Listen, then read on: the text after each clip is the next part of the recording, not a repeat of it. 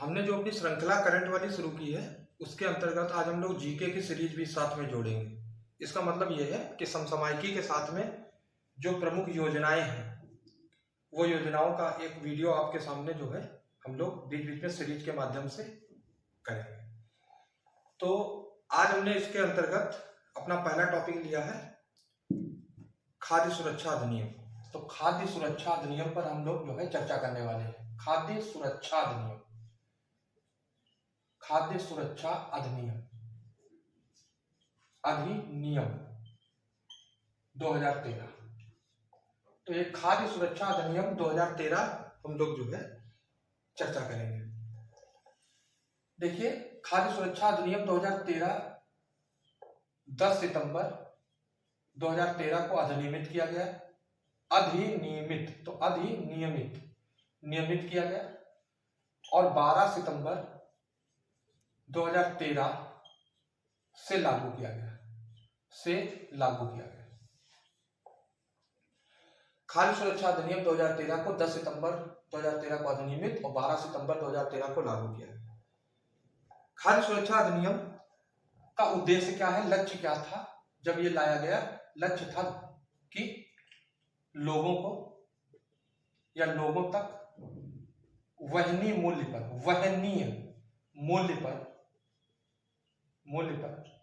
गुणवत्ता वाला अनाज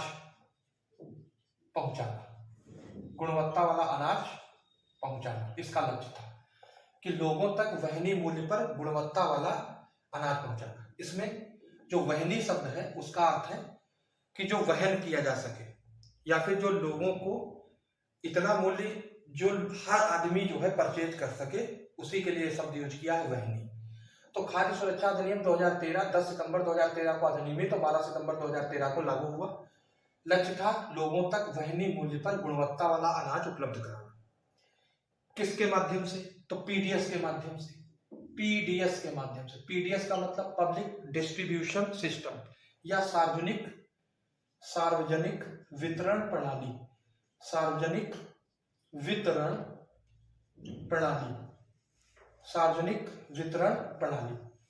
पीडीएस का मतलब है पब्लिक डिस्ट्रीब्यूशन सिस्टम या सार्वजनिक वितरण प्रणाली। इसका पीडीएस का मतलब अगर और तरीके से निकाला जाए तो सरलता से कहा जाए कि किसान के खेत से लेकर के और आम आदमी की थाली तक जो ये चक्र है, ये पूरा चक्र जो है वो पीडीएस है। मतलब कि पब्लिक डिस्ट्रीब्यूशन सिस्टम है या सार्वजनिक वितरण प्रणाली के अंतर्गत आता है। उदाहरण स्वरूप, किसान के खेत से मंडी में, मंडी से एफसीआई गोदामों में, एफसीआई के गोदामों से राशन की दुकानों में, राशन की दुकानों से आपके घर में, आपके घर से आपकी थाली में। तो ये पूरा का पूरा जो लागत सहित सिस्टम है उसी को कहते हैं पीडीएस, पब्लिक डिस्ट्रीब्यूशन सिस्टम के अंतर्गत ही ये आता है। आगे चलकर इसी खाद्य सुरक्षा अधिनियम में इन्होंने पीडीएस की जगह एक शब्द यूज किया, टीपीडीएस। तो पीडीएस की जगह एक शब्द यूज किया, टीपीडीएस। टीपीडीएस क्या है? टीपीडीएस का मतलब यह है टारगेट पब्लिक डिस्ट्रीब्यूशन सिस्टम या लक्षित सार्वजनिक वितरण प्रणाली। लक्षित सार्वजनिक वितरण प्रणाली, लक्षित मतलब target public distribution system, TPDS.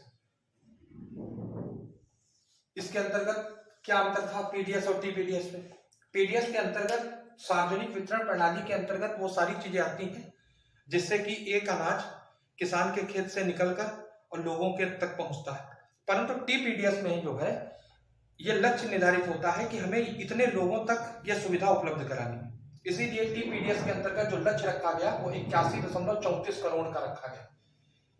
81.34 crore का रखा गया। कुछ लोगों को दिक्कत थी कि दिखता नहीं है सही, तो इसीलिए मैं कोशिश कर रहा हूं कि बड़ा लिखूं।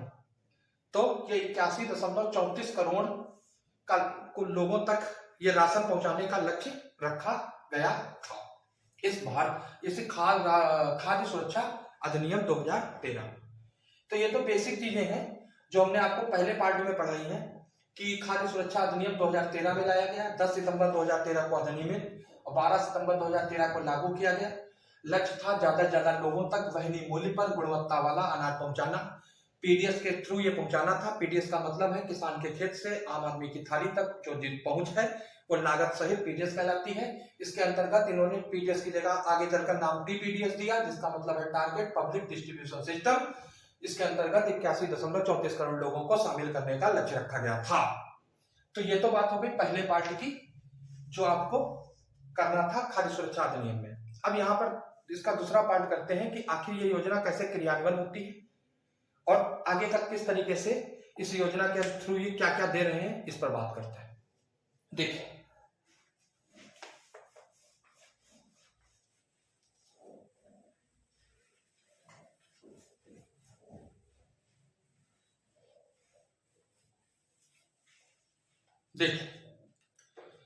योजना थी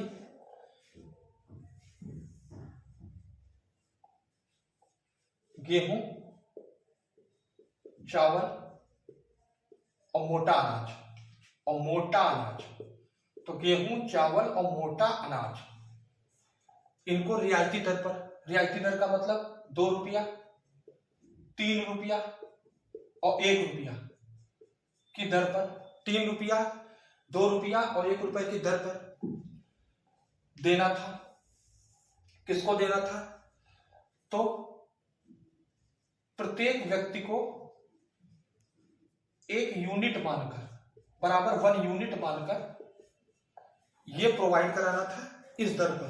2 रुपया, 3 रुपया, 1, कितना प्रोवाइड कराना था? तो 5 किलो, तो 5 kg प्रोवाइड कराना था प्रत्येक व्यक्ति को 1 यूनिट मानकर, 5 kg उपलब्ध कराना था। कुछ लोगों ने कहा योजना में जब बन रही थी कि हमारे यहाँ जो निर्धनतम से निर्धनतम है, मतलब जिनके लिए एक शब्द दिया जाता है अंत्योदय, तो अंत्योदय जिनके लिए शब्द दिया जाता है, अंत्योदय शब्द दिया जाता है, तो अंत्योदय कार्ड भी बनने लगे साथ में। ये वो श्रेणी है जो गरीबों में भी गरीब है, तो इनको इन्होंने प्रति परिवार और 35 kg राशन उपलब्ध कराया। 35 kg राशन उपलब्ध कराने का प्रोविजन बनाया कि इनको प्रति परिवार 35 kg राशन जो है वो उपलब्ध करा दिया जाएगा इस अंत्योदय कार्ड के अंतर्गत। तो जब ये अंत्योदय कार्ड के अंतर्गत 35 kg राशन को उपलब्ध कराने की बात कही थी भारत सरकार ने, अब यहां पर खाद्य सुरक्षा अधिनियम के अंतर्गत आपको ये तो योजना का प्रारूप हो गया जो आप लोगों ने पढ़ा। अब इस प्रारूप के आगे हम बढ़ते हैं कि वर्तमान में इसकी क्या स्थिति है, नीति आयोग ने इसके संदर्भ में कौन से विचार दिए हैं और इस पर जो गठित थी शांता कुमार कमेटी, उसकी क्या सिफारिश थी। देखिए,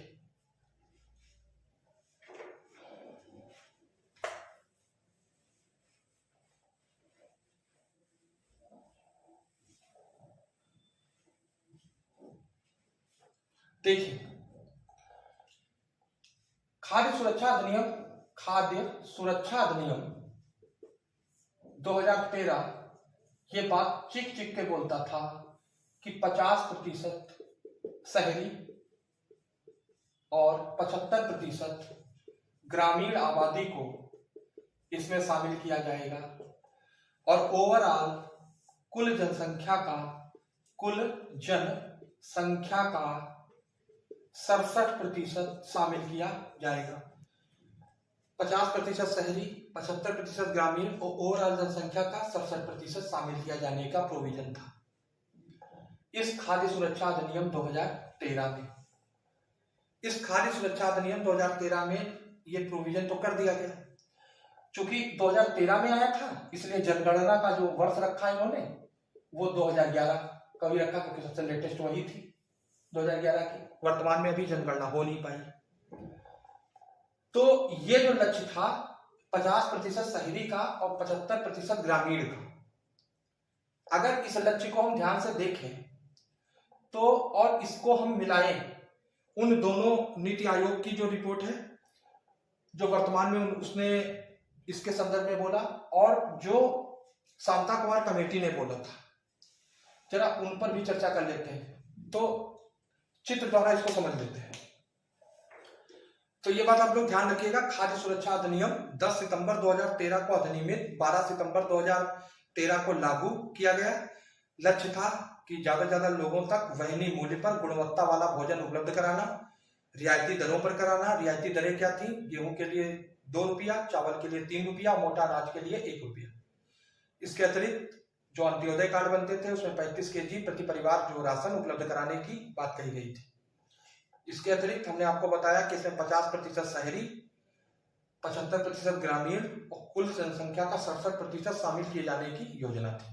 अब यहाँ चर्चा करते हैं उन 2 रिपोर्टों का, नीति आयोग का और शांता कुमार कमेटी की रिपोर्ट का, कि उसका इन आंकड़ों से क्या मेल खाता है।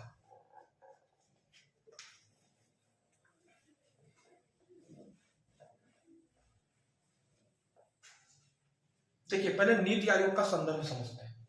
नीति आयोग ने क्या कहा? नीति आयोग समझते हैं, नीति आयोग का मतलब 1 जनवरी 2015 योजना आयोग की जगह एक आयोग बना था, नीति आयोग, जो 3 प्रकार के प्लान बनाता है, 3 वर्ष के, 7 वर्ष के और 15 वर्ष के, और एक संघवाद पर आधारित है। योजना आयोग से ज्यादा योजना आयोग से ज्यादा मात्रा में यहाँ पर बाहर से लोग भी शामिल होकर अपने बहुमूल्य विचार रख सकते हैं। तो कहने का मतलब यह है कि नीति आयोग ने कहा ये कि देखिए, आपने 2013 में, समझिएगा इस बात को, ये बात लिखने से नहीं आएगी, 2013 में जब आपने शामिल किया था तब 50% ग्रामीण इसमें शहरी थे और 75% इसमें आपने कहा था कि ग्रामीण शामिल करेंगे। जनसंख्या का आधार आपने बनाया था 2011, तब जनसंख्या थी 121 करोड़ के करीब। वर्तमान में जनसंख्या पहुंच गई है 140 करोड़ प्लस के करीब। अगर इस चीज को आपने मॉडिफाई नहीं किया तो अतिरिक्त जो आपका टीपीडीएस का लक्ष्य है, पीडीएस का जो लक्ष्य है 81.34 करोड़ का, इसको पूरा करने के लिए, इसे तो पूरा होगा ही, साथ में अगर आपने इसको मॉडिफाई नहीं किया और वर्तमान में भी यही रेशियो रखा तो आपको अतिरिक्त 89.52 करोड़ लोगों को इसमें शामिल करना पड़ेगा, जो आपके टीपीडीएस के लक्ष्य से ऊपर है। इसमें से ये माइनस कर लीजिए, जो भी आएगा उसमें आपको 14,988 करोड़ रुपया अतिरिक्त खाद्य सब्सिडी देनी पड़ेगी। अगर आप ऐसा नहीं करते हैं तो आपको लगभग 47,000 करोड़ रुपया, 47,000 करोड़ रुपए की बचत होगी, जिसको आप शिक्षा, स्वास्थ्य में लगा सकते हैं। इसलिए उसने कहा कि आप 50 से इसको 40% कर दीजिए और इसको 75 से 60% कर दीजिए। तो नीति आयोग ने कहा कि खाद्य सुरक्षा अधिनियम में पहला चेंज आप ये कीजिए, 50 से 40 कीजिए और 75 से 60 कर दीजिए। क्यों कहा, फिर समझा देते हैं। टीपीडीएस का लक्ष्य था 81.34 करोड़ का, वर्तमान में इतने लोगों को आप पहुंचाएंगे क्योंकि अब जनसंख्या 140 करोड़ प्लस है। अगर आपने इनको कम नहीं किया तो आपको ये सुविधा 89.52 करोड़ लोगों तक पहुंचानी है। इसमें से इसको माइनस कर लीजिए, जो आएगा उस पर आपकी 14,988 करोड़ खाद्य सब्सिडी अतिरिक्त खर्च होगी। अगर आप ऐसा नहीं करते हैं तो आपके जो 47,000 करोड़ रुपया बचते हैं, इसको रिड्यूस करते हैं तो उसको आप शिक्षा और स्वास्थ्य में लगा सकते हैं। खाना उसको मिलना चाहिए जिसको जरूरत है, खाना उनको नहीं मिलना चाहिए जो पा सकते हैं। मगर यहाँ पर क्या चलता है, यहाँ पर सीधा सा सिस्टम है कि लगभग सभी तक अन्न पहुंच जाए, ये अच्छी बात है, मगर जो उसको खरीद सकते हैं उनको खरीदना चाहिए, जिससे कि वो सुविधा अन्य लोगों तक पहुंच जाए। तो ये चीज आपको ध्यान रखना। ये पहला नीति आयोग का हमने पक्ष रखा, जो नीति आयोग कह रही है, हम नहीं कह रहे, नीति आयोग कह रही। अब बात करते हैं शांता कुमार कमेटी ने क्या कहा। तो शांता कुमार कमेटी ने क्या कहा? शांता कुमार कमेटी ने क्या कहा?